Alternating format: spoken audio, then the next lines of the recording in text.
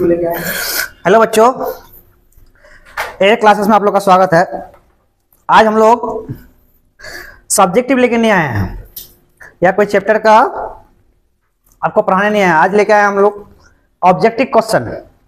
हम लोग का लगभग रोज साइंस का या केमिस्ट्री का, ये बायो का, केमिस्ट्री का, फिजिक्स का, मैथ का, 10th का सभी सब्जेक्ट का लगभग आपको सिर्फ ऑब्जेक्टिव कराया जाएगा, क्योंकि अभी टाइम इतना बचा नहीं है। जो सब्जेक्टिव लेके चलते हैं तो टाइम बचता नहीं इतना, और एग्जाम और व्यू से देखिए तो ऑब्जेक्टिव का बहुत इंपॉर्टेंस है। इसलिए हम लोग हर एक चैप्टर का अलग अलग ऑब्जेक्टिव लेके आएंगे। इसमें जो हम लोग करा रहे हैं इसमें एमसीक्यू भी है और पीवाईक्यू भी है, मतलब प्रीवियस ईयर का भी है, और कुछ ऐसे भी ऑब्जेक्टिव लिए हैं जो इंपॉर्टेंस है नेक्स्ट ईयर के लिए। तो हम लोग केमिस्ट्री का ले लेंगे। पहले केमिस्ट्री का पहला चैप्टर लिए हम लोग रासायनिक समीकरण का। इससे आप लोग को फिर फिजिक्स का मिल जाएगा, बायो का भी मिल जाएगा। तो हम लोग रासायनिक समीकरण और अभिक्रिया का पहला चैप्टर देखेंगे, ठीक। इसमें ऑब्जेक्टिव लिए हैं कुछ, इसमें से कुछ वही प्रीवियस ईयर वाला है और कुछ एमसीक्यू है। तो ये एग्जाम और व्यू से बहुत इंपॉर्टेंट है। और हम लोग 12 का भी लेके आएंगे, तो उसके लिए आपको बता दिया जाएगा कि कब से आएगा वो लोग उसका 12 का। और 10th का भी स्टार्ट हो गया, इससे लगभग रेगुलर ही आएगा। तो देखते हैं हम लोग पहले क्वेश्चन से। निम्न में कौन अभिक्रिया के लक्षण नहीं है?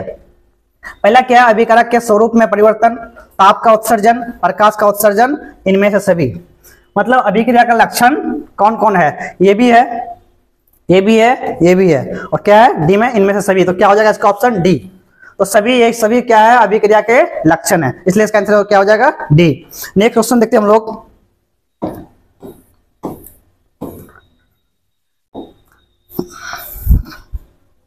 क्या है? वैसी अभिक्रिया को जो प्रकाश के अवशोषण द्वारा घटित होती है कहलाती है। प्रकाश रासायनिक अभिक्रिया या ऊष्माक्षेपी, ऊष्माशोषी, इनमें से सभी। अब एक बात ध्यान रखिएगा, जो भी प्रकाश, देखिए जिस अभिक्रिया में अगर प्रकाश आ गया, ठीक, जिस भी अभिक्रिया में प्रकाश आ गया तो उसका आप समझिएगा जिस ऑप्शन में आपका रहेगा क्या? प्रकाश रासायनिक अभिक्रिया, वो क्या हो जाएगा इसका ऑप्शन? तो इसमें कौन सा है? फर्स्ट ऑप्शन में क्या है? प्रकाश रासायनिक अभिक्रिया। तो जिसमें प्रकाश का अवशोषण हो कौन सा हो जाएगा? प्रकाश रासायनिक अभिक्रिया। नेक्स्ट,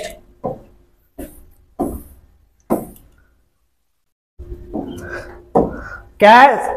2CO2 प्लस 2CO2, ये किस प्रकार का अभिक्रिया है? अब देखिए इसमें, देखिए इस अभिक्रिया में क्या जुड़ रहा है? ऑक्सीजन जुड़ करके CO में क्या बन रहा है? CO2। तो आपको पढ़ा चुके हैं कि जिस अभिक्रिया में ऑक्सीजन जुड़ता है कौन सा अभिक्रिया कहलाता है? ऑक्सीकरण अभिक्रिया। कौन सा? ऑक्सीकरण। और इसी को हम लोग बोलते हैं उपचयन अभिक्रिया भी। तो कौन सा हो जाएगा? बी। इसका कौन सा ऑप्शन हो जाएगा? बी हो जाएगा। आगे देखते हैं।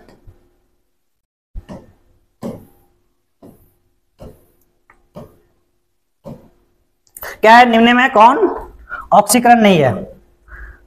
दहन भी क्या होता है? ऑक्सीकरण। दहन भी क्या होता है? ऑक्सीकरण। दहन नहीं हो गया, क्या होगा? दहन। क्या हो जाएगा? दहन। श्वसन भी क्या है? ऑक्सीकरण। भोजन का पचना भी क्या है? ऑक्सीकरण। ऑक्सीजन क्या नहीं होगा? अवक्षेपण। तो क्या हो जाएगा इसका ऑप्शन? डी हो जाएगा। आगे क्वेश्चन 5th।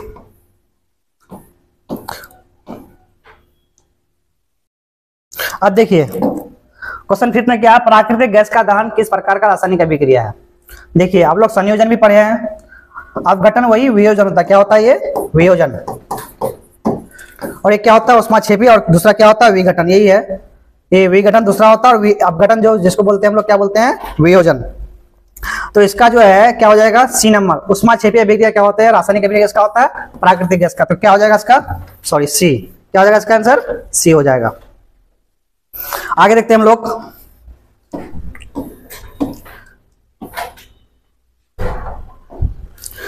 सिक्स नंबर क्या है? रासायनिक अभिक्रिया के दौरान किसी पदार्थ में ऑक्सीजन का ह्रास कहलाता है। ह्रास मतलब ऑक्सीजन की कमी, लॉस होना। ऑक्सीजन क्या होना? लॉस। ऑक्सीजन का लॉस किसमें होता है? एक पढ़ाए थे हम लोग क्या? ऑक्सीकरण, और एक क्या था? अपकरण। ऑक्सीकरण को ही हम लोग क्या बोलते हैं? उपचयन। उपचयन, और इसको अपचयन। तो क्या है? ऑक्सीजन का ह्रास। ऑक्सीकरण में क्या है? ऑक्सीजन का एडिंग था, और इसमें क्या हो रहा है, ऑक्सीजन का लॉस हो रहा था, क्या हो जाएगा इसका, उपचयन, अपचयन, क्या हो जाएगा इसका, अपचयन हो जाएगा। आगे देखते हैं 7 नंबर।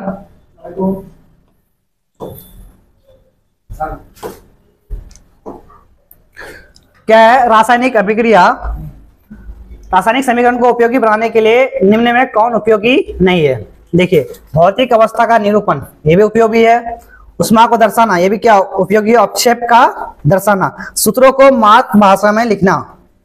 देखिए, किसी भी रासायनिक अभिक्रिया को लिखते हैं तो कोई भी ये नहीं है जो आपके जो लैंग्वेज है उसमें लिखना जरूरी है। क्या है, अवस्था दिखाना है, उष्मा दिखाना, अपक्षेप दिखाना, ये क्या होता है, यूनिवर्सल। ये जो रासायनिक समीकरण होता है पूरे वर्ल्ड में चलता है, तो कोई मतलब मातृभाषा ये नहीं जो इंडिया में चल रहा है तो इंडियन भाषा, चाइना में चल रहा है चाइना भाषा, कोई इसको जरूरी नहीं है, तो मातृभाषा की कोई जरूरी नहीं है। तो यहाँ बोला भी है जो कौन उपयुक्त नहीं है, तो क्या हो जाएगा इसका ऑप्शन डी हो जाएगा। आगे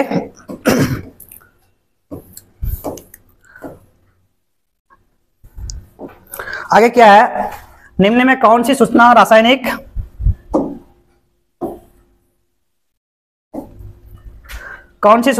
समीकरण से प्राप्त नहीं होती है। पहला क्या, प्रतिक्रिया के रंग, प्रतिफलों के मौलिक अनुपात, अभिकारकों के सूत्र, अभिकारकों में उपस्थित परमाणु। देखिए, कोई भी रिएक्शन देखिए, जैसे A + B, कार्बन ले लीजिए और ऑक्सीजन ले लीजिए, ठीक, क्या बनेगा, CO2। इसमें लग रहा है, पता लग रहा है ये क्या है अभिकारक, ये क्या है प्रतिफल।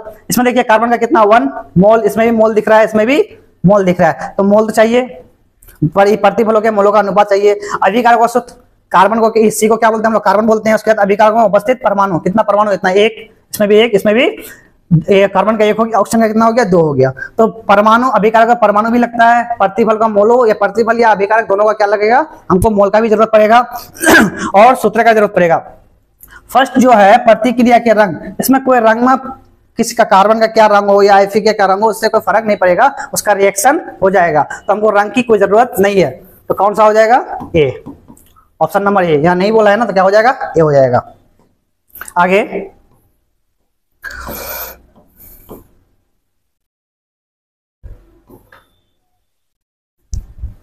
क्या बोला है, लौह चूर्ण पर तनु हाइड्रोक्लोरिक अम्ल डालने से क्या होता है। देखिए, लौह चूर्ण मतलब Fe, और क्या, हाइड्रोक्लोरिक अम्ल क्या है, HCl, क्या बनेगा, FeCl2 + H2। देख लीजिए किसमें बन रहा है, हाइड्रोजन गैस इसमें दिया और किसमें दिया है, हाइड्रोक्साइड नहीं बनेगा, हाइड्रोजन गैस में दिया, क्या है, हाइड्रोजन गैस, हम आयरन क्लोराइड, देखिए क्या बन रहा है, आयरन क्लोराइड बन रहा है, और क्या बन रहा है, हाइड्रोजन गैस। तो क्या हो जाएगा इसका ऑप्शन ए, क्या हो जाएगा, ए हो जाएगा इसका। आगे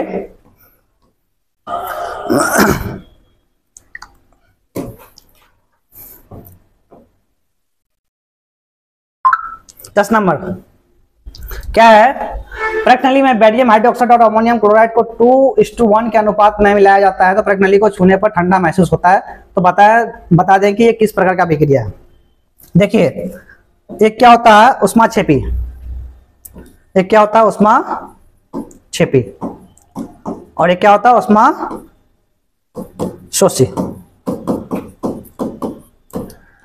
एंडोथर्मिक और एक्सोथर्मिक, एक में उष्मा देना पड़ता है, एक में क्या होता है, उष्मा निकलता है। तो जब उष्मा निकलेगा हम लोग क्या होगा, ठंडा ठंडा महसूस होगा। तो अब किसी बर्तन से अगर ये उष्मा निकलता है तो उससे क्या होगा, हमको अपने हाथ अगर दीजिएगा उससे तो क्या होगा, ठंडा ठंडा को महसूस होगा। तो इसमें कौन सा अभिक्रिया में होता है, बी होगा इसका आंसर, क्या हो जाएगा, बी। उष्माशोषी अभिक्रिया में जब उष्मा निकलती है तो उसमें आप हाथ दीजिएगा तो उसको क्या होगा, ठंडा ठंडा आपको महसूस होगा। तो क्या जाएगा इसका ऑप्शन सी, बी हो जाएगा। आगे देखते हैं 11 नंबर क्या है, नमक के घोल में सिल्वर नाइट्रेट का घोल डालने पर दही जैसा पदार्थ उत्पन्न होता है, ये कौन सी अभिक्रिया कहलाता है। देखिए, कोई सॉल्यूशन है, इसमें क्या है, नमक है, इसमें क्या डाल रहे हैं आप लोग, सिल्वर नाइट्रेट AgNO3। उसके बाद इसको घोल दीजिएगा, घोल देने से यहाँ क्या होता है, कुछ जम जाता है, इसी को बोलते हैं हम लोग अपक्षेप। ठोस कुछ क्या होगा, नीचे आकर के बैठ जाएगा, उसको क्या बोलते हैं हम लोग, अपक्षेप। और ये जो अभिक्रिया होता है, कौन सा अभिक्रिया से होता है, अपक्षेपण अभिक्रिया से। कौन सा अभिक्रिया से, अपक्षेपण अभिक्रिया से। तो दही जैसा जो जम जाता है पीछे नीचे, कोई पदार्थ, ठोस पदार्थ जो दही जैसा जम जाएगा तो उसको क्या बोलेंगे हम लोग, अपक्षेप बोलेंगे। और जो अभिक्रिया से होता है उसको क्या बोलेंगे हम लोग, अपक्षेपण अभिक्रिया। तो इसका क्या हो जाएगा, सी, क्या हो जाएगा, सी। आगे देखते हैं हम लोग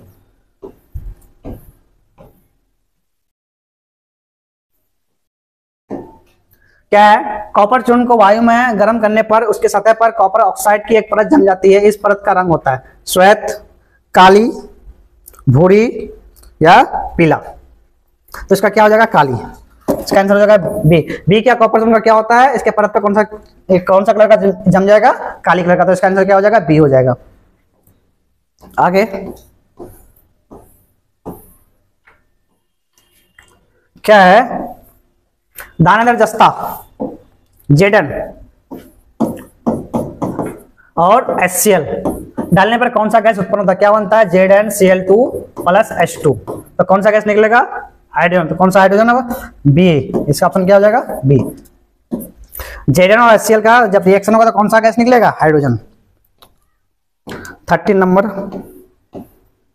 ये 14 देखिए, ऐसा समीकरण जिसमें तीर के चिन्ह के दोनों ओर तत्वों के परमाणु की संख्या क्या होती है, समान नहीं होती है। अब देख लीजिए जैसे ए है, बी है, तो क्या बन रहा है, 2AB। ठीक, इसका 3 मान लीजिए, इसका 4 मान लीजिए।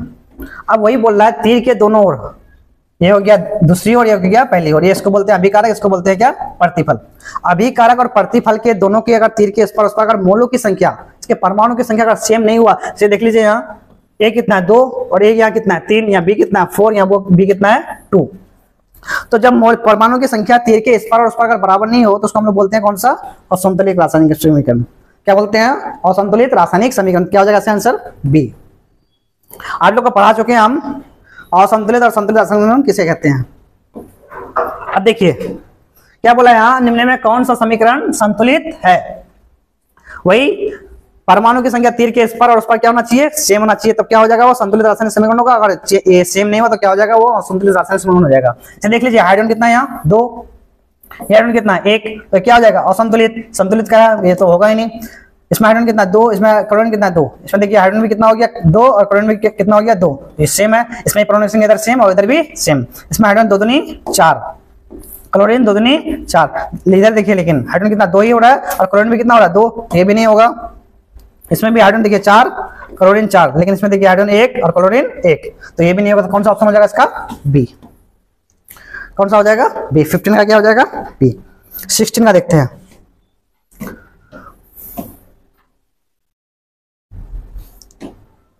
देखिए सोडियम हाइड्रोक्साइड और हाइड्रोक्लोरिक अम्ल की उपस्थिति से यह अभिक्रिया से सोडियम क्लोराइड और जल बनता है। देख लीजिए सोडियम हाइड्रोक्साइड NaOH और हाइड्रोक्लोरिक अम्ल HCl, इसको हम लोग बोलते हैं अम्ल और इसको क्या बोलते हैं हम लोग, भस्म। और आप लोग पढ़े ही होंगे भस्म और अम्ल का जब अभिक्रिया होता है कौन सा अभिक्रिया होता है, उदासीनीकरण अभिक्रिया। कौन सा हो जाएगा, उदासीनीकरण अभिक्रिया। हमेशा ध्यान रखना है कि जब अम्ल और भस्म का अभिक्रिया होगा, कुछ बने या नहीं बने, इसमें क्या बनेगा, H2 NaCl बन जाएगा और H2 बन जाएगा, नमक और जल बन जाएगा। तो ये कौन सा अभिक्रिया होता है, उदासीनीकरण अभिक्रिया, न्यूट्रलाइजेशन। ठीक, जब भी एसिड और बेस मिलता है तो कौन सा होता है, उदासीनीकरण अभिक्रिया होता है। अब देख लीजिए आगे क्या है 17 में, विकृत गंधिता के लिए उत्तरदायी अभिक्रिया कौन सी है। देखिए कोई सब्जी उब्जी है, आप रात में बना लिए हैं, सुबह उसको देखिए कि वो उससे सब्जी से क्या गंध आने लगता है, तो किस कारण से होता है, वो क्या होता है, तेल या वसा का क्या होता है, ऑक्सीकरण। उसमें जो सब्जी में तेल रहता है या फैट रहता है उसका अगर ऑक्सीकरण हो गया तो क्या होगा, गंधित होने लगता है। इसलिए सब्जी क्या होती है, रात में अगर सब्जी दी है उसको, अगर गर्मी का दिन है, अगर सुबह अगर देखिएगा आप तो क्या करेगा, सब्जी क्या करेगा, गंध करने लगता है। क्यों, क्योंकि तेल और वसा का क्या होता है, यहाँ ऑक्सीकरण हो जाता है। ठीक, इसका ऑप्शन हो जाएगा क्या, ए। से बी में लिखा है खाद्य पदार्थों का विघटन, तेल वसा का क्षरण, खाद्य पदार्थों का संयोजन। ऐसा कुछ होता नहीं है, क्या होता है, ऑक्सीकरण के कारण क्या होता है, महकने लगता है सब्जी। तो क्या हो जाएगा इसका ऑप्शन ए। उसके बाद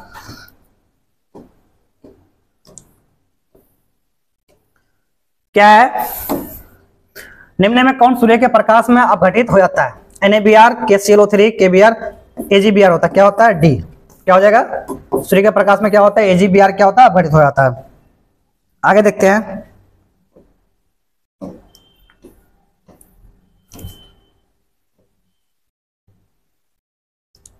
देखिए क्या है 2Mg, या कैपिटल होगा 2Mg + O2, क्या बन रहा है 2 MgO। देखिए ये रिएक्शन देखिए अच्छा रिएक्शन है। इसमें देखिए मैग्नीशियम में क्या जुड़ रहा है, ऑक्सीजन, क्या बन रहा है, MgO।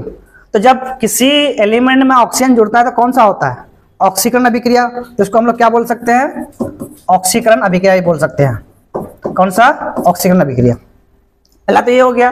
दूसरा देखिए जब दो एलिमेंट जुड़ता है तो तीसरा बनता है। जब कोई दो पदार्थ जुड़े और तीसरा बने तो क्या बोलते हैं उसको हम लोग, संयोजन अभिक्रिया। ये क्या हो सकता है, संयोजन अभिक्रिया भी हो सकता है, संयोजन अभिक्रिया।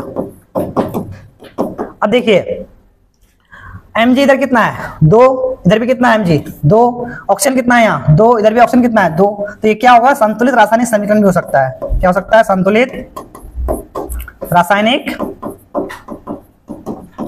समीकरण। ऑक्सीकरण भी हो सकता है क्योंकि ऑक्सीजन जुड़ रहा है, संयोजन भी हो सकता है क्योंकि दो एलिमेंट जुड़ करके एक बड़ा एलिमेंट बन रहा है, एक कंपाउंड बन रहा है। और संतुलित इसलिए क्योंकि अभिक्रिया की तरफ और प्रतिफल की तरफ क्या है, परमाणु की संख्या क्या है, सेम है। अभिक्रिया में जितना परमाणु की संख्या उधर उधर प्रतिफल में भी कितना है, उतना ही परमाणु की संख्या। तो क्या हो जाएगा इसमें, देखिए कंकाल रासायनिक समीकरण नहीं होगा, संतुलित रासायनिक समीकरण ये हो सकता है, उष्मा शोषी नहीं होगा, उष्मा क्षेपी नहीं होगा। क्या हो जाएगा इसका आंसर, बी। तो हो जाएगा 19 का क्या हो जाएगा, बी। देखिए ये रिएक्शन है इंपॉर्टेंट है क्योंकि ऑक्सीकरण भी हो रहा है, संयोजन भी हो रहा है और संतुलित भी हो रहा है। तो आपको ऑप्शन के हिसाब से मारना है कि ऑप्शन क्या दिया आपको। जो ऑप्शन देगा संयोजन भी ऑप्शन देगा तो संयोजन नहीं हो जाएगा, तीनों ऑप्शन साथ में कभी भी देगा नहीं। संयोजन भी देगा तो वो भी हो जाएगा, ऑक्सीकरण भी देगा तो वो भी हो जाएगा और संतुलित देगा तो वो भी होगा। तो एक ही रिएक्शन आपको तीन, ये मतलब एक ही रिएक्शन है ना, तीन समीकरण दे सकता है, रासायनिक समीकरण दे सकता है। ठीक, आगे देखते हैं हम लोग।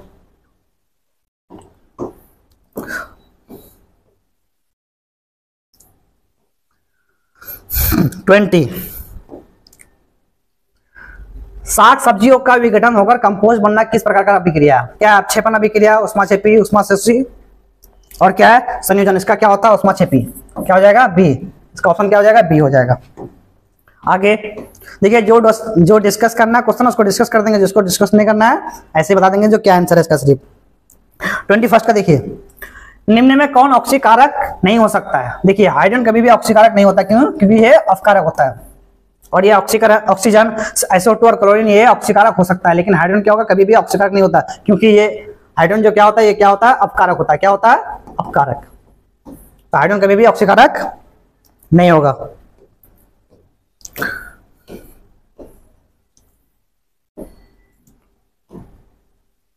देखिए 21, निम्न जिन अभिक्रिया में ऊर्जा अवशोषित होती है उन्हें कहलाता है, उष्मा हो जाएगा यहाँ। क्या हो जाएगा, उष्मा अवशोषित होती है, उसको कहते हैं, क्या कहते हैं हम लोग, उष्माशोषी अभिक्रिया, विजन अभिक्रिया, उष्माक्षेपी। जिसमें हीट निकलता है उसको क्या बोलते हैं, उष्माक्षेपी। जिसमें हीट देना पड़ता है क्या होता है, उष्माशोषी। तो क्या हो जाएगा इसका, ए नंबर।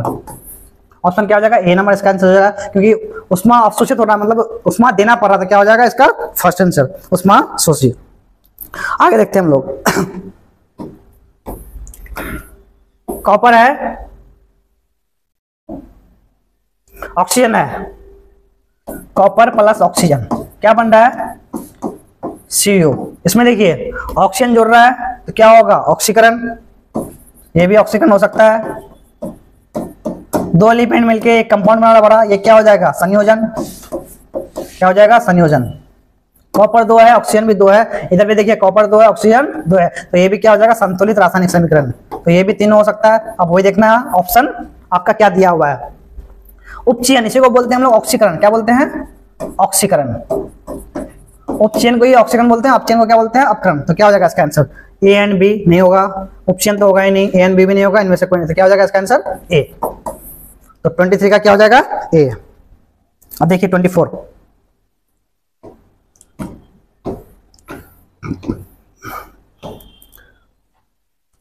में क्या कह रहा है, वह अभिक्रिया जिनमें अभिकारकों के बीच आयनों का आदान प्रदान होता है उन्हें कहते हैं। देखिए वियोजन मतलब किसी कंपाउंड जैसे AB से टूट के अगर A और B बन रहा है तो इसको हम लोग बोलते हैं वियोजन। संयोजन मतलब AB से अगर A बन रहा है तो क्या हो जाएगा, संयोजन। एक होता है विस्थापन, एक होता है द्विविस्थापन। विस्थापन होता है अभिक्रिया, क्या होता है, द्विविस्थापन। इसी में क्या होता है, आयनों का आदान प्रदान होता है विस्थापन में और द्विविस्थापन में। तो यहाँ विस्थापन यानी क्या हो जाएगा, ऑप्शन इसका सी। क्या हो जाएगा इसका, सी हो जाएगा, द्विविस्थापन अभिक्रिया। आगे क्या है, वैसे पदार्थ जिनकी उपस्थिति मात्र से किसी अभिक्रिया की दर बढ़ जाती है। कोई ऐसा रिएक्शन जिसमें हम उस चीज को डालें तो उसका क्या होगा, रिएक्शन का रेट क्या होगा, बढ़ जाएगा, दर बढ़ जाएगा। उसको कौन सी डालते हैं हम लोग, इसको बोलते हैं हम लोग इंग्लिश में कैटलिस्ट। क्या बोलते हैं, कैटलिस्ट। कैटलिस्ट डालने से क्या होता है, रिएक्शन क्या होता है, फास्ट हो जाता है। तो क्या हो जाएगा इसका आंसर, ए हो जाएगा।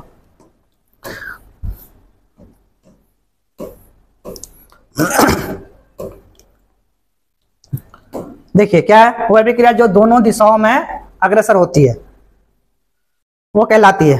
देखिए एक क्या होता है उत्कर्मणीय, एक होता है अनुकर्मणीय, एक होता है रिवर्जिबल रिएक्शन और एक होता है इरिवर्जिबल रिएक्शन। इरिवर्जिबल रिएक्शन, देखिए रिवर्जिबल रिएक्शन जो ए प्लस बी से क्या बन सकता है, ए बी बन सकता है, और ए बी से भी क्या बन सकता है, ए प्लस बी बन सकता है। तो ये क्या हो गया, रिवर्जिबल, मतलब दोनों दिशाओं में, इधर भी जा सकता है ए बी से, ए प्लस बी से क्या बन सकता है, ए बी बन सकता है, और ए बी से क्या बन सकता है, ए प्लस बी बन सकता है। मतलब इधर से भी जा सकता है, उधर से भी जा सकता है, उसी को बोलते हैं दोनों दिशा। तो इसका क्या हो जाएगा, उत्कर्मणीय, बी ऑप्शन। अगर एक ही दिशा में जाएगा तो क्या हो जाएगा, अनुत्कर्मणीय। सिर्फ इसमें ये लैंग्वेज दिया है, ऑप्शन दिया है रिवर्जिबल और इरिवर्जिबल, क्या दे दिया उसको, उत्कर्मणीय और अनुत्कर्मणीय। दोनों दिशा में होगा तो क्या हो जाएगा, उत्कर्मणीय, और एक दिशा में होगा तो क्या हो जाएगा, अनुत्कर्मणीय। आगे देखते हैं हम लोग क्या है। वैसे रासायनिक अभिक्रिया जो एक ही दिशा में होता है, ये बताया क्या हो जाएगा, अनुत्कर्मणीय, ए हो जाएगा ऑप्शन इसका। जो एक दिशा में हो तो अनुत्कर्मणीय, और दोनों दिशा में हो तो क्या हो जाएगा, उत्कर्मणीय।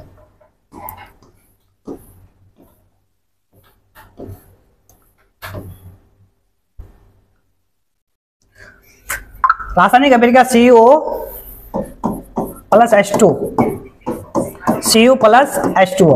अब बोल रहा है H2 का क्या हो रहा है।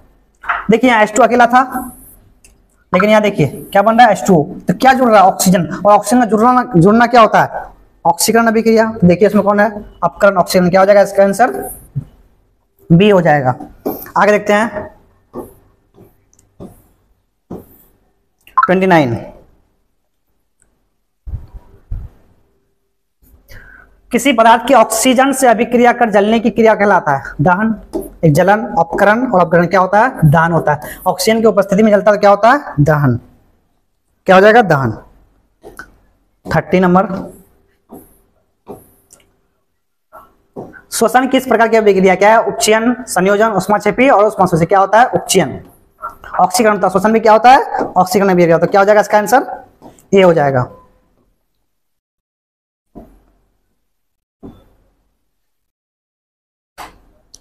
आगे, निम्न में कौन अभिक्रिया का लक्षण नहीं है, रंग परिवर्तन, गैसों का निकलना, अपक्षेप का बनना। जब रासायनिक अभिक्रिया होता है रंग भी बदलता है, गैसों का भी निकलता है, अपक्षेप का भी बनता है। भी बताया ना, कोई ठोस के रूप में जम जाता है किसी सोल्यूशन में, क्या कहलाता है, अपक्षेप। हाइड्रोजन गैस निकलता है, बताए, गैस का निकलता है। रंग परिवर्तन, किसी मतलब रिएक्शन से पहले किसी का कलर दूसरा था और रिएक्शन के बाद उसका कलर दूसरा रहता है। रंग भी परिवर्तन होता है, लेकिन अभिकारकों का तापक्रम में स्थिर रहना, यह ऐसा नहीं होता है, बदल भी सकता है। तो इसका आंसर क्या हो जाएगा, यहाँ बोला कौन लक्षण नहीं है, तो डी क्या होगा इसका लक्षण, ऑप्शन क्या हो जाएगा, डी। आगे देखते हैं 33 में किस प्रकार की अभिक्रिया है ये, श्वसन किस प्रकार की अभिक्रिया है। तो क्या अभी बताया ना, ऊष्माक्षेपी, ए क्या हो जाएगा, ऊष्माक्षेपी। श्वसन किस प्रकार का अभिक्रिया है, ऊष्माक्षेपी अभिक्रिया है। आगे 34, भोजन का पचना तथा पकना किस प्रकार का अभिक्रिया है, क्या है, उपचयन अभिक्रिया, ऊष्माक्षेपी अभिक्रिया, ऑक्सीकरण अभिक्रिया या विघटन। तो भोजन का पचना या भोजन का पकना कौन सा अभिक्रिया होता है, ऑक्सीकरण या उपचयन। तो क्या हो जाएगा इसका आंसर, सी हो जाएगा।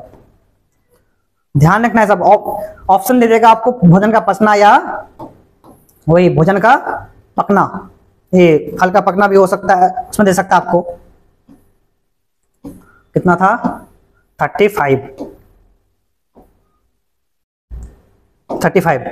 चूना से दीवारों पर सफेदी कर चूना वायुमंडल CO2 से अभिक्रिया कर एक ठोस चमकदार पदार्थ बनाता है जो दीवार चमकदार होता है। इसको क्या बोलते हैं हम लोग, कैल्शियम कार्बोनेट। देखिए CaO कैल्शियम ऑक्साइड और CO2 मिलकर क्या बनाता है, CaCO3। ये क्या होता है, चमकदार होता है, जिससे दीवार क्या होता है, चमकदार। इसको हम लोग संगमरमर भी बोलते हैं। संगमरमर में भी क्या होता है, CaCO3। तो क्या हो जाएगा इसका ऑप्शन ए। कैल्शियम कार्बोनेट या CaCO3। 36 में कह रहा है क्या, जिस अभिक्रिया में अपक्षेप का निर्माण होता है, अपक्षेपण अभिक्रिया बी, जिसमें भी अपक्षेप बने क्या हो जाएगा, अपक्षेपण अभिक्रिया बी हो जाएगा। उसके बाद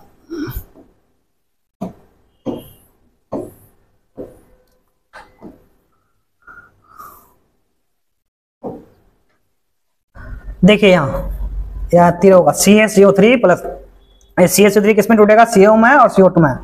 ये क्या हो गया, भस्म हो गया, और ये क्या हो गया, अम्ल हो गया। अभी बताए AgNO3 और HCl, ये क्या बना है, AgCl, इसको बोलते हैं हम लोग अपक्षेप। अपक्षेप देखिए एक बड़ा कंपाउंड से क्या बन रहा है, कैल्शियम ऑक्साइड और कार्बन डाइऑक्साइड बन रहा है, तो क्या हो जाएगा, ये वियोजन अभिक्रिया, टूट रहा है, वियोजन अभिक्रिया। टूटना क्या होता है, वियोजन, और जोड़ना क्या होता है, संयोजन अभिक्रिया। और अभी बताया भस्म और अम्ल से कौन सा बनता है, उदासीकरण अभिक्रिया। और जिसमें भी अपक्षेप बने उसको क्या बोलते हैं हम लोग, अपक्षेपण अभिक्रिया। और रेडॉक्स जिसमें ऑक्सीकरण और अपकरण साथ में, उसको क्या बोलते हैं हम लोग, रेडॉक्स अभिक्रिया। अभिक्रिया ठीक। आगे देखते हैं हम लोग 38 में क्या है, 2Mg plus O2 2MgO। Same है, ऑक्सीजन जुड़ रहा है, ऑक्सीकरण होगा, दो जुड़कर एक बन रहा है, क्या होगा, संयोजन होगा। और संतुलित क्या हो जाएगा, संतुलित रासायनिक अभिक्रिया हो जाएगा। आपको ऑप्शन देख के बताना है कि क्या हो जाएगा। इसमें क्या दिया है, वियोजन नहीं हो सकता है, उपचयन अपचयन रेडॉक्स अभिक्रिया नहीं है, विस्थापन नहीं है, क्या है, संयोजन। ऑप्शन क्या दिया मेरा संयोजन। ये संयोजन भी हो सकता है, ऑक्सीकरण भी हो सकता है, और संतुलित रासायनिक समीकरण भी हो सकता है। तो आपको जिस टाइप का ऑप्शन देगा उस टाइप से आपको टिक करना। तो इसमें क्या दिया, संयोजन, क्या हो जाएगा, डी। उसके बाद 39 क्या बोल रहा है, चूना पत्थर को उष्मा देने पर CaO और CO2 प्राप्त होता है। जैसे देखिए CaCO3, इसको क्या बोलते हैं, चूना पत्थर, इसको हम लोग संगमरमर भी बोलते हैं।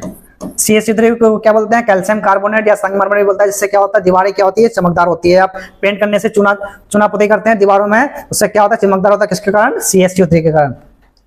अब देखिए कैल्शियम कार्बोनेट एक बड़ा कंपाउंड है, उससे क्या बना, टूट के बना क्या, CO और CO2। अभी बताया जुड़ना क्या होता है, संयोजन, और टूटना क्या होता है, वियोजन। तो देखिए नहीं होगा, संयोजन भी नहीं होगा, वियोजन भी नहीं होगा, वियोजन होगा। क्या हो जाएगा इसका ऑप्शन सी, क्योंकि टूट रहा है कैल्शियम कार्बोनेट से, किसमें टूट रहा है, CO और CO2 में। क्या हो जाएगा इसका, वियोजन अभिक्रिया, सी हो जाएगा। आगे 40 क्वेश्चन क्या है, CaCO3 CO प्लस CO2 उपरोक्त अभिक्रिया किस प्रकार की है, विस्थापन, संयोजन, अपघटन। इसी को हम लोग क्या बोलते हैं, वियोजन का क्या बोलते हैं हम लोग, अपघटन। तो इसका क्या हो जाएगा, सी। सेम रिएक्शन देखिए, अभी CaCO3 किसमें टूट रहा था, CO में और CO2 में। तो क्या हो जाएगा इसका आंसर, सी हो जाएगा। आगे 41 उपचयन अपचयन अभिक्रिया को क्या कहते हैं। उपचयन मतलब ऑक्सीकरण और अपकरण, अपकरण दोनों रिएक्शन साथ में, तो इसको बोलते हैं हम लोग रेडॉक्स। क्या बोलते हैं अभी, रेडॉक्स। अभी बताया हम लोग, हम अभी आप लोग को बताया क्या होता है रेडॉक्स अभिक्रिया। जब वियोजन, जब उपचयन अपचयन या ऑक्सीकरण या अपकरण साथ में हो तो उसी को बोलते हैं हम लोग क्या, रेडॉक्स अभिक्रिया। क्या है, ए नंबर। क्या हो जाएगा इसका, ए नंबर। 42 का रासायनिक समीकरण अभिक्रिया का क्या है। जैसे कार्बन, देखिए कार्बन लिखते हैं, और कार्बन का किले क्या होता है, सी। ऑक्सीजन का क्या होता है, ओ। तो किसी भी रासायनिक समीकरण, जो कार्बन इतना बड़ा लिख रहे हैं लेकिन उसके लिए सी हम लिख देते हैं उसको, हमको तो क्या पता चलता है कि ये कार्बन है। ऑक्सीजन के लिखने के लिए इतना बड़ा लिखना पड़ता है, लेकिन सिर्फ हम ओ लिख देते हैं तो क्या पता चलता है हमको कि ये ऑक्सीजन है। तो ये क्या है, संचित रूप है। क्या हो जाएगा, ए का। संचित मतलब छोटा। ऑक्सीजन को कितना बड़ा लिखना पड़ता है, अगर हिंदी में लिख रहे हैं आप या इंग्लिश में भी लिख रहे हैं तो बहुत बड़ा, लेकिन उसका सिंबल लिखेगा ओ, तो ये क्या हो जाएगा, बहुत छोटा में हो रहा है, इसलिए क्या बोलते हैं इसको हम लोग, संचित रूप। क्या हो जाएगा, ए नंबर इसका आंसर।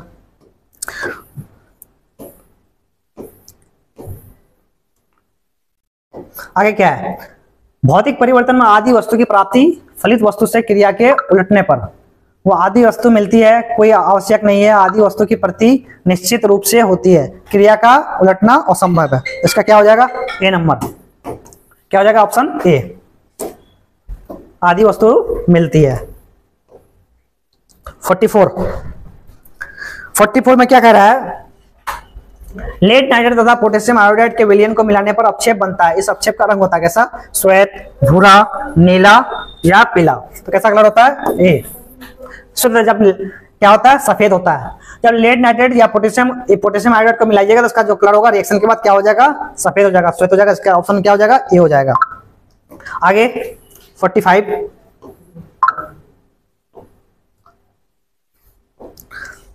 संचारण किस प्रकार का अभिक्रिया, संचारण किस प्रकार का अभिक्रिया, देखिए अपचयन, अवक्षेपण, संयोजन या उपचयन।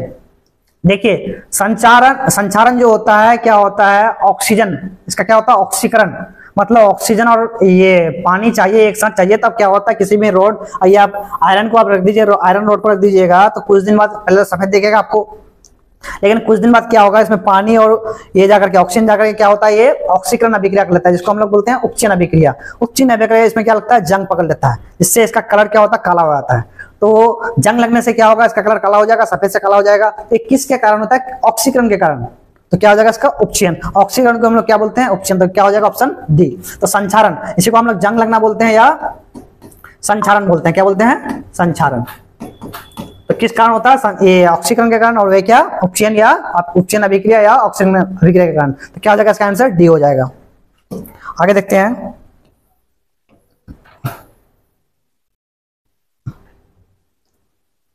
देखिए निम्न में उष्माक्षेपी या एक्सोथर्मिक अभिक्रिया कौन है, जिस रिएक्शन में भी उष्मा निकले, हीट निकले, उसको हम लोग बोलते हैं उष्माक्षेपी। और जिस रिएक्शन में हमको हीट देना पड़े या उष्मा देना पड़े उसको क्या बोलते हैं हम लोग, उष्माशोषी। अब देखिए इसमें उष्मा निकलता है किसमें, देखिए कार्बन ऑक्सीजन है, देखिए उष्मा निकल रहा है इधर। अभिकारक में जब उष्मा देना पड़े तो क्या हो जाएगा, उष्माशोषी। अगर प्रतिफल में उष्मा अगर निकले तो क्या हो जाएगा, उष्माक्षेपी।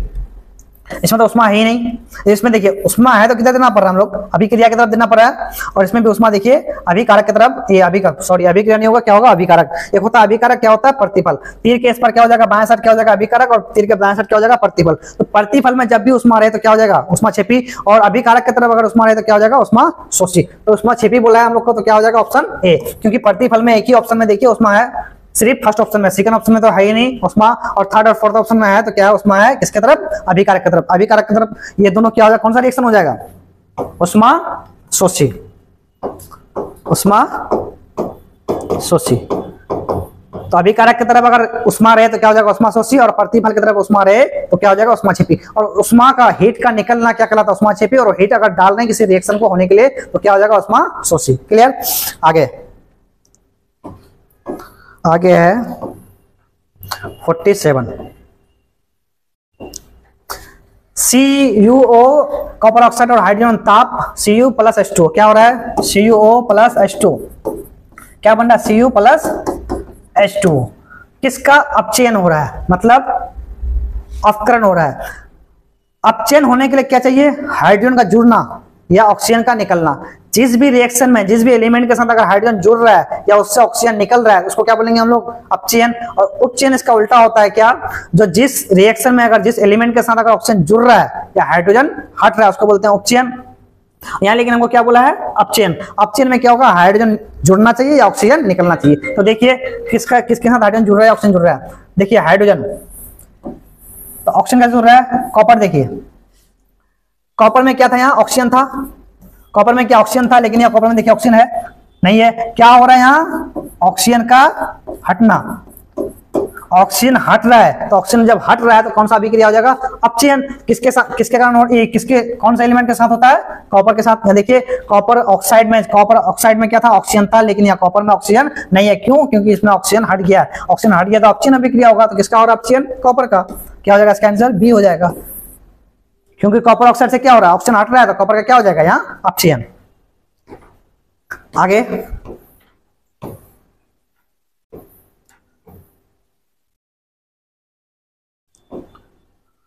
48, निम्न में कौन सी अभिक्रिया के युग्म हमेशा साथ साथ होते हैं? अभी बताया ना, ऑक्सीकरण और अपकरण अभिक्रिया हमेशा साथ साथ होता है। क्या क्या? संयोजन और वियोजन नहीं होगा बेटा, नहीं होगा। ऑक्सीकरण और अपकरण, हाँ क्या होगा? बी नंबर, क्योंकि ऑक्सीकरण अपकरण क्या होता है? हमेशा साथ साथ होता है। क्या हो जाएगा इसका? बी हो जाएगा। 49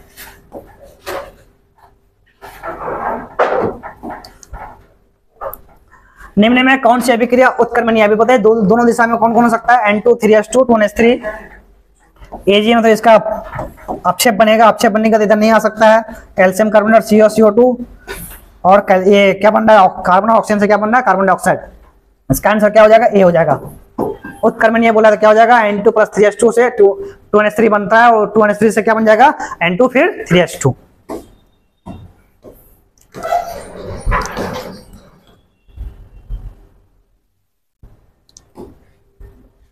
अम्लीय जल का विद्युत विच्छेदन के फलस्वरूप हाइड्रोजन और ऑक्सीजन गैस इलेक्ट्रोडों पर उल्टे प्रणाली में जमा होता है। इनके आयतनों में क्या संबंध होता है? फर्स्ट ऑप्शन क्या दिया आपका? हाइड्रोजन गैस का आयतन ऑक्सीजन गैस के आयतन के दुगुना होता है। हाइड्रोजन गैस का आयतन हाइड्रोजन के गैस के आयतन के बराबर होता है। यहाँ ऑक्सीजन हो जाएगा। क्या हो जाएगा? ऑक्सीजन। और दूसरा क्या है? ऑक्सीजन गैस का आयतन हाइड्रोजन गैस के आयतन का दुगुना होता है। ऑक्सीजन गैस का आयतन हाइड्रोजन गैस के आयतन का 1/4 होता है। ऐसा होता नहीं है। क्या होता है? क्या हाइड्रोजन गैस का आयतन क्या होता है? ऑक्सीजन गैस के आयतन के दुगुना हो जाएगा। क्या हो जाएगा इसका आंसर? ए हो जाएगा।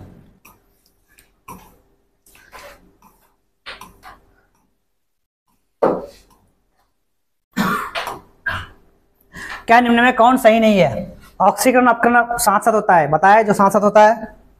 यहाँ बोला कौन नहीं है, तो ये तो सही है, ऑक्सीकरण अपकरण साथ साथ होता है। उष्माक्षेपी अभिक्रिया में ताप का शोषण होता नहीं। किसमें होता है? उष्माशोषी में। किसमें होता है? उष्माशोषी में। क्या होता है? ताप का शोषण होता है। दहन और शोषण ऑक्सीकरण के उदाहरण है। सही बात है। चिप्स के थैले में क्या होता है? हाइड्रोजन गैस होता है। यहाँ बोला है कौन निम्न में से कौन सही नहीं, तो क्या हो जाएगा? B answer. आगे देखिए,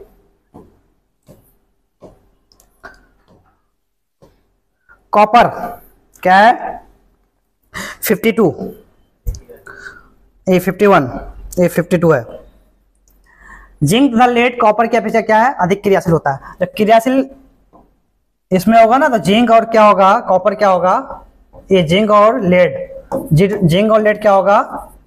कॉपर से क्या होता है? ऊपर रहता है। तो कॉपर से क्या होगा? जिंक और लेड क्या होगा? अधिक क्रियाशील होगा। और कॉपर क्या होगा? जिंक और लेड से क्या होगा? कम क्रियाशील होगा। कॉपर की अपेक्षा क्या होगा? जिंक तथा लेड अधिक क्रियाशील। तो क्या हो जाएगा? कम क्रियाशील नहीं होगा। क्या हो जाएगा? अधिक क्रियाशील। क्या हो जाएगा? Option B.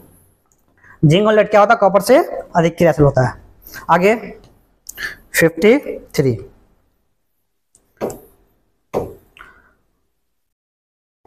अब देखिए क्या, वसायुक्त अथवा तेलीय खाद्य सामग्री जब लंबे समय तक रखा जाता है तो ये पदार्थ विकृत गंधी हो जाते हैं। ये परिवर्तन किस प्रकार का अभिक्रिया है? अभी बताए, किसी भी सब्जी को अगर आप रात में बनाए, गर्मी का दिन अगर सुबह तक देखिएगा, क्या होता है? महकने लगता है। किसके कारण? ऑक्सीकरण के कारण। ऑक्सीकरण या उच्चयन के कारण। तो क्या हो जाएगा इसका आंसर? ए। जो भी सब्जी या कुछ भी अगर आप रात में रखिए, गर्मी का दिन है, सुबह क्या होगा? महकने लगेगा। किसके कारण होता है? ऑक्सीकरण के कारण। क्या हो जाएगा इसका? A option. उसके बाद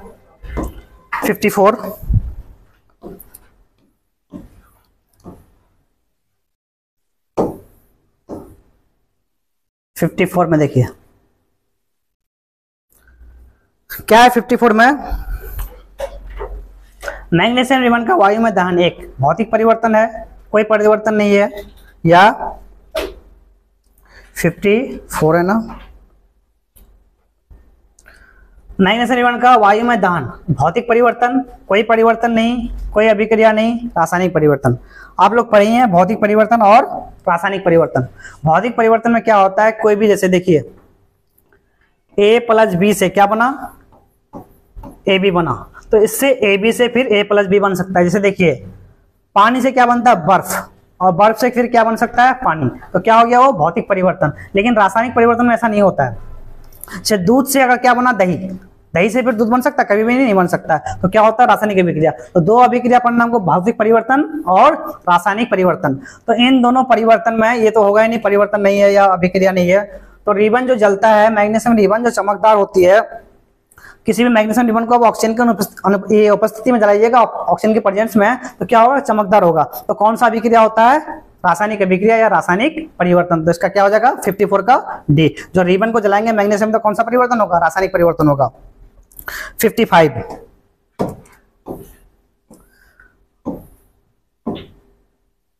लोहे की नई वस्तु चमकीली होती है, ये बताया अभी। लोहे की नई वस्तु क्या होती है, चमकीली होती है, लेकिन कुछ दिनों बाद उसमें क्या होता है, भूरे रंग का परत जम जाता है। वो किसके कारण होता है।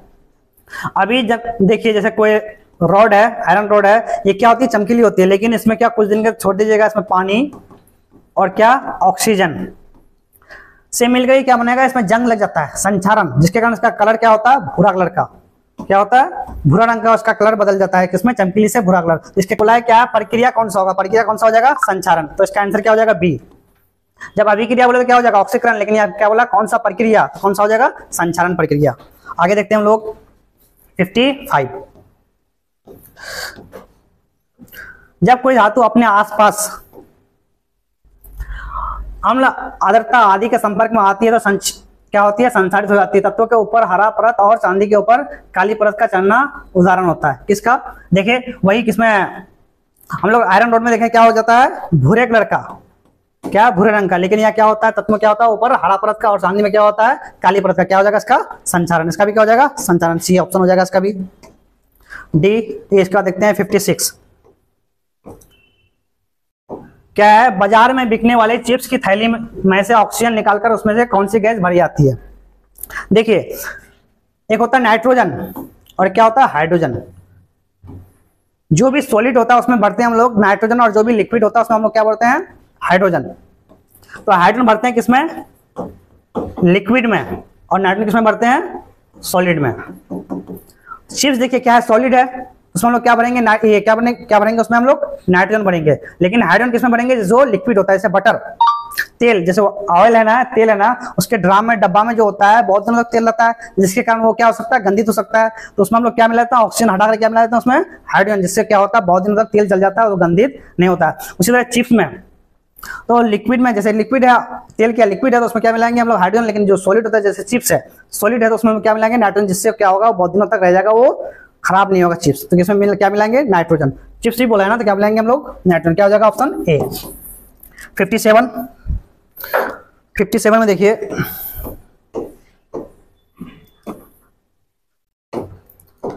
मैग्नीशियम रिबन के दहन होने पर किसी प्रकृति का लौह उत्सर्जित होता है। लाल और चमकदार, हरा चमकदार, श्वेत चमकदार, और क्या है, नीला होगा, ये नाला नहीं होगा, नीला चमकदार। देखिए अभी बताया हम लोग ने, जब रिबन को जलाते हैं तो कौन सा अभिक्रिया होता है, रासायनिक अभिक्रिया। लेकिन जो इसमें जो लौ निकलेगा, रोशनी जो निकलेगी, कौन सा होगा, चमकदार। अब चमकदार तो सब में लिखा है, एक क्या लाल चमकदार, एक हरा और एक नीला, और एक क्या लिखा है, सफेद। तो उसमें देखिएगा आप रिबन को जलाइएगा जब भी ऑक्सीजन की उपस्थिति में, तो कौन सा होगा, व्हाइट कलर का एक निकलता है लो, जो क्या होता है, चमकदार। तो क्या हो जाएगा इसका, श्वेत चमकदार। श्वेत या सफेद, व्हाइट वही होता है। क्या हो जाएगा, ऑप्शन सी हो जाएगा इसका। जब रिबन को जलाइएगा मैग्नीशियम रिबन को, कौन सा हो जाएगा, श्वेत कलर का क्या निकलता है, चमकदार रोशनी निकलती है। उसके बाद 58, निम्न में कौन अपकारक है। अभी बताया ऑक्सीकारक क्या है, अपकारक H2। हमेशा ध्यान रखना कि H2 जो है ये क्या कहलाता है, हमेशा अपकारक होगा। CO भी नहीं होगा, और O2 भी नहीं होगा, और H2 भी नहीं होगा। H2 क्या हो जाएगा, हमेशा अपकारक होगा। 59,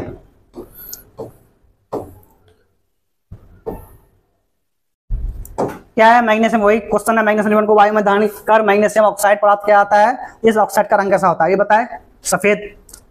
अब देखिए सफेद आंसर है, ऑप्शन में नहीं है। तो सफेद का दूसरा नाम क्या होता है, उजला। क्या होता है, उजला। तो क्या हो जाएगा, सी। सफेद का दूसरा नाम क्या होता है, उजला।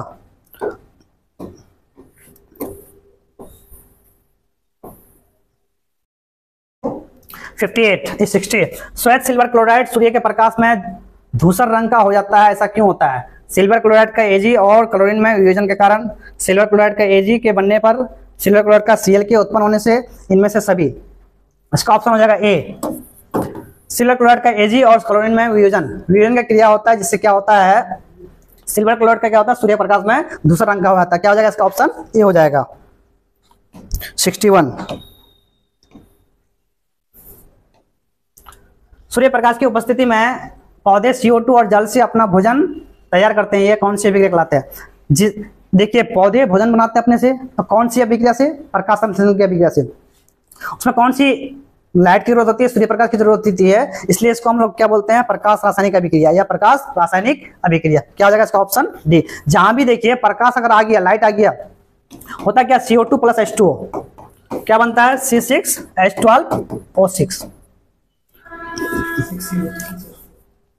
6 हो जाएगा और यहाँ 6H2O हो जाएगा। तो इसमें क्या होता है? प्रकाश। तो आपको भी बताया हम, किसी भी रिएक्शन में अगर प्रकाश आ गया तो कौन सा हो जाएगा? प्रकाश रासायनिक अभिक्रिया। तो क्या हो जाएगा इसका ऑप्शन डी।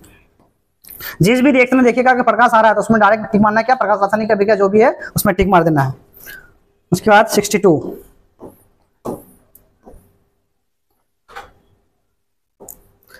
अंगूर का किण्वन रासायनिक परिवर्तन है, भौतिक परिवर्तन है? रासायनिक और भौतिक परिवर्तन दोनों सभी उत्तर। अभी बताया रासायनिक परिवर्तन क्या होता है और भौतिक परिवर्तन क्या होता है। तो रासायनिक परिवर्तन जैसे किसी चीज से दूसरा चीज बना तो दूसरे चीज से पहला चीज नहीं बन सकता, उसी को बोलते हैं हम लोग रासायनिक परिवर्तन। और भौतिक परिवर्तन क्या होता है? किसी चीज से दूसरा चीज बना फिर दूसरी चीज से पहला चीज बन सकता है। जैसे पानी से बर्फ बना, बर्फ से फिर पानी बन सकता है, भौतिक हो गया। रासायनिक क्या हो गया? दूध से दही बना लेकिन दही से दूध नहीं बन सकता, क्या हो गया? रासायनिक परिवर्तन। तो अंगूर का किण्वन एक बार हो जाने के बाद फिर किण्वन से क्या होगा? अंगूर कभी भी बनेगा नहीं। तो क्या हो जाएगा? रासायनिक परिवर्तन। क्या हो जाएगा? Option A. क्या हो जाएगा? Option A. 63, अगर गर्म CO पर हाइड्रोजन गैस प्रवाहित किया जाए तो परत किस रंग का होता है? लाल रंग का, काले रंग का, भूरे रंग का? क्या होता है? भूरे रंग का। सी हो जाएगा इसका। 63 का क्या हो जाएगा? सी। 64, अब देखिए कॉपर सल्फेट के विलयन में लोह की कील डालने पर कॉपर स्थापित होता है और लौह की कील पर जमा हो जाता है। देखिए कोई सॉल्यूशन है, इसमें कोई लोहे की आप, ये कौन सा सॉल्यूशन है? कॉपर सल्फेट का। इसमें कोई आयरन डाले हैं, आयरन रोड डाले हैं, या कोई कील बोला है, लोहे की कील डाले हैं। तो होता क्या है इसमें? लोहे की कील क्या होता है? एक कॉपर को अपने से रिएक्शन करके अपने पास लेके आता है और इसमें सॉल्यूशन क्या बच जाता है? SO4। क्या बच जाता है? SO4। जब कॉपर जो जम जाता है किसमें? ये वाले में, कील में, तो कौन सा अभिक्रिया होता है? जैसे देख लीजिए अभी बताया हम ना, ए है, बी है, प्लस बी और सी है, क्या बन जाएगा? AC बन जाएगा। यहाँ देखिए C और D ले लीजिए, C और D क्या हो जाएगा? AC हो जाएगा और B और C हो जाएगा। मतलब कॉपर सल्फेट था लेकिन कॉपर इसमें कहां से चला गया? ये लोह कील के पास चला गया। तो क्या होता है? कौन सा अभिक्रिया होता है? ये विस्थापन अभिक्रिया होता है। एक होता है द्विस्थापन अभिक्रिया, क्या होता है? विस्थापन अभिक्रिया। द्विस्थापन में क्या होता है? आयनों का आदान प्रदान होता है, मतलब इसके आयन उसके पास भी जा सकता है, लेकिन उसके पास, उसका आयन इसके पास भी जा सकता है। लेकिन यहाँ क्या जा रहा है? कॉपर से किसके पास जा रहा है? आयरन के पास। तो क्या हो जाएगा इसका? विस्थापन अभिक्रिया। क्या हो जाएगा? विस्थापन। डी ऑप्शन हो जाएगा। तो ये याद रखिएगा कि कॉपर सल्फेट में जब भी हम लोह का कील डालेंगे तो क्या हो जाएगा? लोह का कील में क्या होगा? कॉपर जाकर के जम जाएगा। कौन सा अभिक्रिया कारण होता है? विस्थापन अभिक्रिया के कारण। उसके बाद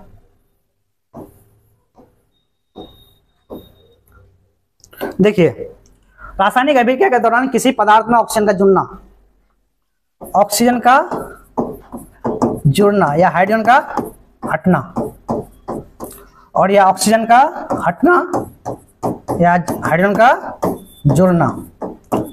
देखिए दो रासायनिक अभिक्रिया होता है, एक होता है उपचयन, एक होता है अपचयन।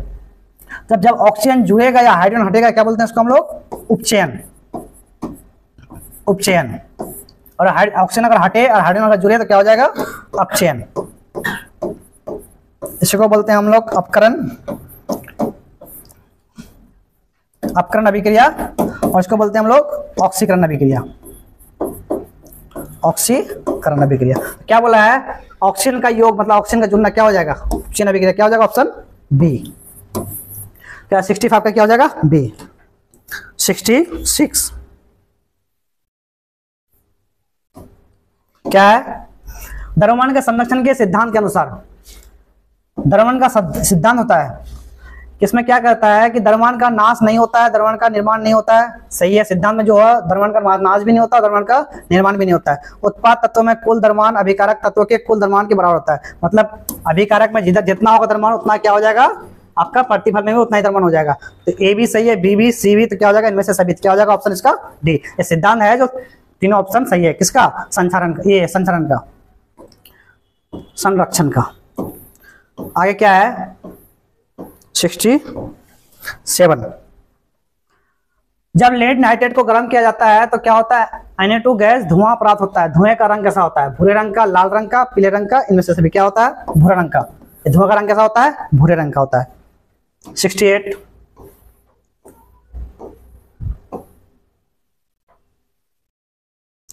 में क्या है, नाइट्रोजन कम सक्रिय है, अतः इसका उपयोग रासायनिक पदार्थों में क्या आता है, संचरण में क्या आता है, संरक्षण में क्या आता है, संरक्षण में नहीं क्या आता है, स्वादिष्ट बनाने में क्या आता है, इनमें से किसी में, इनमें से कोई नहीं।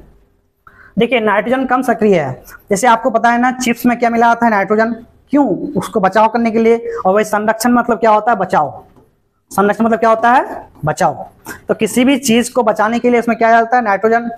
सॉलिड टाइप में और या लिक्विड टाइप में क्या डालते हैं हम लोग, उसमें हाइड्रोजन डालते हैं। तो किसके लिए, संरक्षण के लिए क्या हो जाएगा उसका ऑप्शन ए, क्योंकि वो कम, नाइट्रोजन क्या होता है, कम क्रियाशील होता है तो जल्दी किसी से रिएक्शन नहीं करेगा। और क्या होगा, वो जो भी चीज में हम नाइट्रोजन डालेंगे तो क्या हो जाएगा, संरक्षण हो जाएगा हमारा। क्या हो जाएगा, ऑप्शन ए हो जाएगा इसका।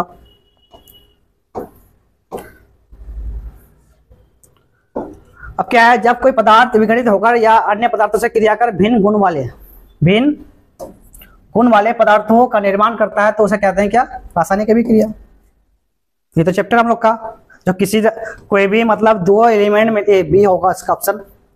दो पदार्थ मिलकर तीसरा पदार्थ बनता है तो उसका गुण में क्या होता है, चेंजेस आता है, तो क्या हो जाएगा उसका रासायनिक अभिक्रिया, क्या हो जाएगा बी। 69 का बी। 70 का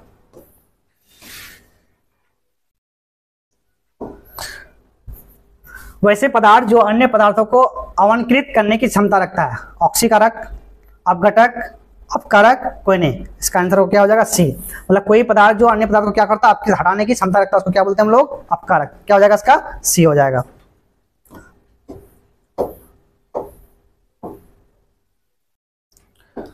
सेवेंटी वन ताप क्रम जिस पर कोई पदार्थ जलना प्रारंभ करता है उसे इस पदार्थ का कहते हैं दहन, ज्वलन। ए एंड बी क्या होता है, ज्वलन ताप। क्या होगा बी। जिस ताप पर वो जलना प्रारंभ करता है क्या बोलते हैं हम लोग, ज्वलन ताप। अब देखिए आगे क्या है 72। ज्वाला एक क्षेत्र जहां गैसीय पदार्थ जलकर उत्पन्न करते हैं। गैस, ताप, प्रकाश। गैस नहीं करता, क्या करता है, ताप और प्रकाश। क्या हो जाएगा बी एंड सी। क्या हो जाएगा डी ऑप्शन इसका। जहां भी ज्वाला क्षेत्र होता है वहां क्या होता है, ताप और क्या होता है, प्रकाश होता है, कोई गैस नहीं होती है। तो क्या हो जाएगा इसका आंसर बी और सी। तो क्या हो जाएगा डी ऑप्शन। 73। सीएनजी के कौन कौन अवयव है, मिथेन, इथेन, प्रोपेन, तीनों होता है। तीनों क्या होता है, सीएनजी का क्या होता है अवयव होता है, क्या हो जाएगा सभी। क्या ऑप्शन हो जाएगा इसका डी हो जाएगा। तो 73 का डी। 74।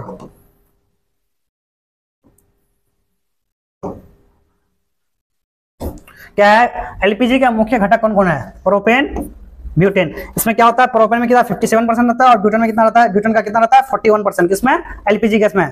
तो दोनों होता है, प्रोपेन भी होता है, ब्यूटेन भी होता है। तो क्या हो जाएगा इसका option A and B C. और प्रोपेन कितना रहता है 57 और ब्यूटेन कितना रहता है 41%।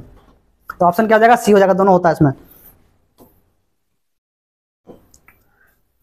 अब देखिए क्या आगे क्या है, एलपीजी से गैस रिसाव का पता कैसे चल लगता है। देखिए सबके घर में लगभग गैस सिलेंडर होगा, तो जब भी गैस लीक होता है तो हम लोग को पता चल जाता है, इससे महक से। तो क्या होता है उसमें, इथिल मरकैप्टेन।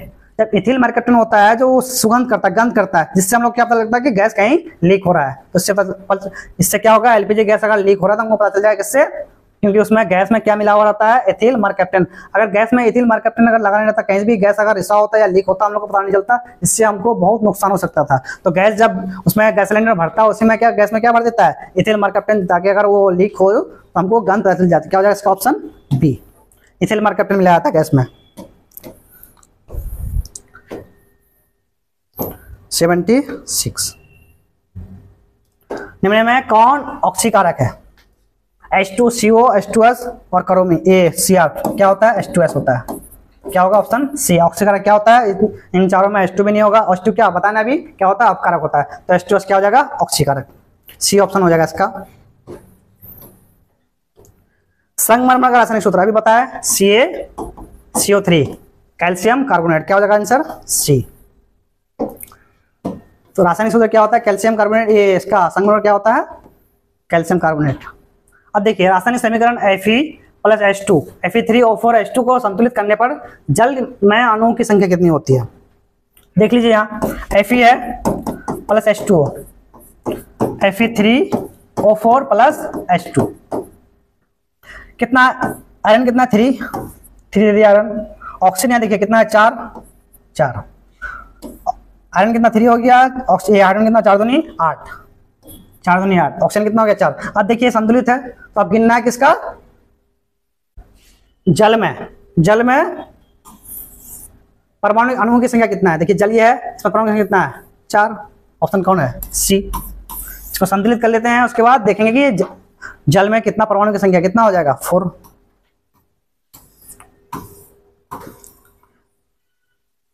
क्या है, किसी रासायनिक अभिक्रिया में परमाणु के आपसी संबंध में किन परिस्थितियों के आधार पर नए पदार्थ का निर्माण होता है। देखिए रासायनिक संयोजन पढ़े हैं और ये क्या पढ़े हैं, वियोजन। जब कार्बन ऑक्सीजन से मिलता है तो क्या बनता है, CO2 बनता है।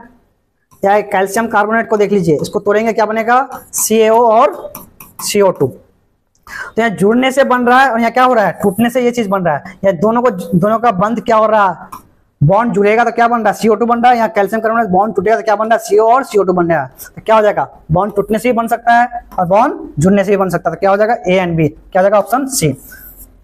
कोई भी आपस में प्रतिबंध जो परिवर्तन जो होता है वो बॉन्ड टूटने से या बॉन्ड बनने से बनता है। जैसे देखिए कार्बन था, ऑक्सीजन था, क्या बना CO2, तो क्या हुआ, बॉन्ड बना, बॉन्ड बन करके क्या बना CO2, और कैल्शियम कार्बोनेट क्या हुआ, बॉन्ड टूटा तो क्या बना CO और CO2। आगे क्या है,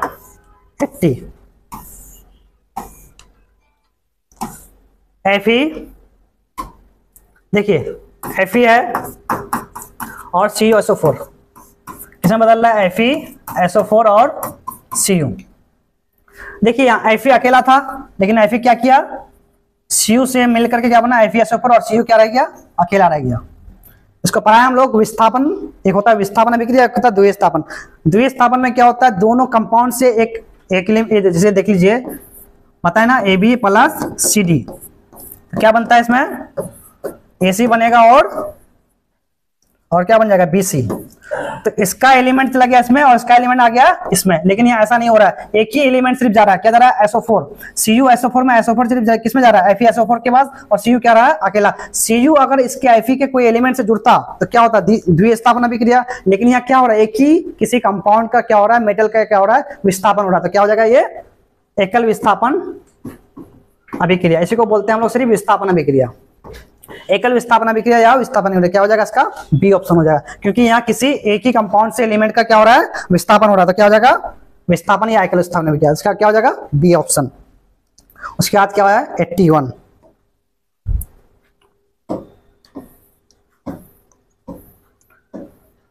क्या है, Na2SO4, Na2SO4 प्लस BaCl2, क्या बन रहा है, BaSO4 प्लस NaCl। देख लीजिए यहाँ Na किससे मिला है, Cl से, क्या बन गया NaCl, और SO4 किससे मिल गया यहाँ, Ba से, क्या बन गया BaSO4। अब देखिए पिछले क्वेश्चन में जो कराया आपको विस्थापन अभिक्रिया था, क्योंकि उसमें एक ही कंपाउंड एक ही कंपाउंड से एलिमेंट का क्या हो रहा था, विस्थापन हो रहा था। यहाँ देखिए इस कंपाउंड से क्या हो रहा है, Na2 जा रहा है, और इस कंपाउंड से क्या जा रहा है, Ba जा रहा है। मतलब दोनों कंपाउंड से एक एक एलिमेंट क्या हो रहा है, इधर से उधर जा रहा है। तो दोनों कंपाउंड से अगर एक एलिमेंट उधर जाए और एक एलिमेंट इधर आए तो इसको बोलते हैं हम लोग द्विस्थापन अभिक्रिया। क्या बोलते हैं इसको, द्विस्थापन अभिक्रिया। अब देखिए ये जो है BaSO4, इसका क्या बनता है, अपक्षेप बनता है। क्या बनता है, अपक्षेप।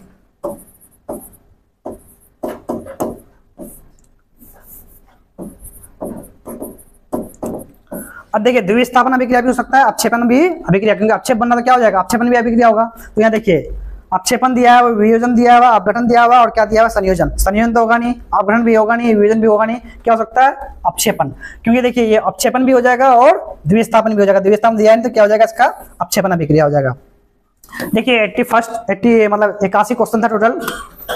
इसमें देखिए कुछ MCQ भी है, कुछ प्रीवियस ईयर का भी क्वेश्चन है, और जितना भी प्रीवियस ईयर है तो वो तो ऑलरेडी इंपोर्टेंट है ही, और जो MCQ बनाया गया है इसमें से PPT में, तो इसमें भी बहुत सारे क्वेश्चन जो इंपोर्टेंट जो आपको 2025 में आपको पूछा जा सकता है। तो ऐसा नहीं है, जो इसमें से कुछ क्वेश्चन, ज्यादातर क्वेश्चन क्या है पीवाईक्यू का मतलब प्रीवियस ईयर का है, और कुछ क्वेश्चन लिया गया इसमें एमसीक्यू का लिया, और दोनों क्वेश्चन क्या है पीवाईक्यू तो आपको ऑलरेडी है ही इंपॉर्टेंट, और एमसीक्यू भी क्या है इंपॉर्टेंट। तो इसको आप पढ़ लीजिएगा, अगर नेक्स्ट क्लास में मिलेंगे तो हम लोग नेक्स्ट चैप्टर जो है उसका ऑब्जेक्टिव लेके ही मिलेंगे, और हम लोग को आपको अब सब्जेक्टिव बहुत कम ही मिलेगा। क्या मिलेगा आपको? सिर्फ ऑब्जेक्टिव है हर चैप्टर का मिलेगा।